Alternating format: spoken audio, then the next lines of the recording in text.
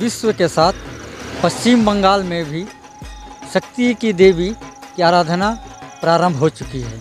इसी क्रम में हम लोग अर्थात सिग्नेट टाइम्स की तरफ से पूजा परिक्रमा में निकल रहे हैं, जिसके चीफ पैट्रन हमारे राज्य के मंत्री श्री प्रदीप मजूमदार महाशय जी हमारे साथ।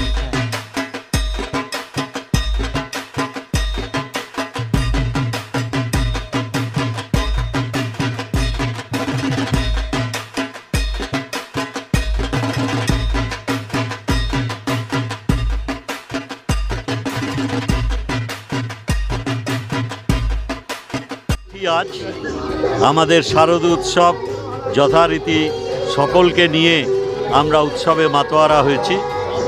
এই দুর্গা পূজা এবং আমাদের শারদ উৎসবে প্রত্যেককে আমার আন্তরিক শুভেচ্ছা এবং অভিনন্দন জানাই। সকলে ভালো থাকবেন, অন্যকে ভালো রাখায় সহায়তা করবেন। নমস্কার।